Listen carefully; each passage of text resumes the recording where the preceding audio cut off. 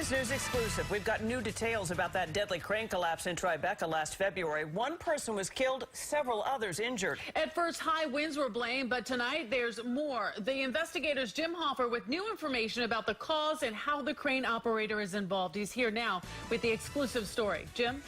When the 600-foot crane came crashing down on Hudson Street last February, a weather front with high winds was passing through, and many thought that was the culprit.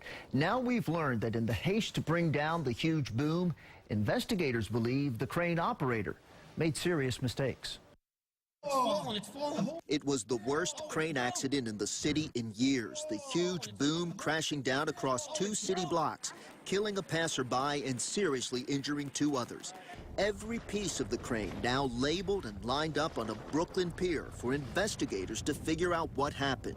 But these exclusively obtained documents are shedding light on a cause, pointing to operator error that occurred while lowering the massive boom.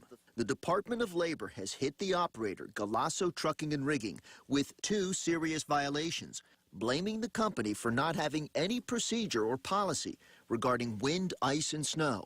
Another violation specifically faults the operator, saying manufacturer's procedures were not followed because the boom angle was lowered below 75 degrees. It basically did nothing right when they even started lowering that boom. A top crane expert says in the rush to get the crane's huge boom out of the wind, they ignored the crane's safety manual. The load charts are the Bible to follow. And they weren't followed. They were not followed, that's correct. We've also learned that 2 days before the fatal collapse, a city inspector had visited the site to inspect the crane to see if it were safe to operate. But upon arrival, the crane was already in use.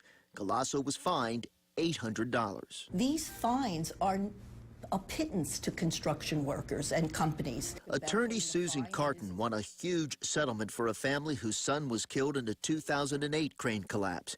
She says the fines for unsafe operations are so weak they do little to hold a company accountable. It's a slap on the wrist, and business is back to usual. So I have a real big beef with the fact that these fines just get paid and nothing changes. We've learned the operator is contesting the violations and the $22,000 in fines. They did not return our calls for comment. The city buildings department tells us their investigation is ongoing. In the meantime, they've banned from operation any crane like the one in the accident, unable to be used when winds exceed 20 miles per hour. They also now require all cranes to have wind measuring equipment.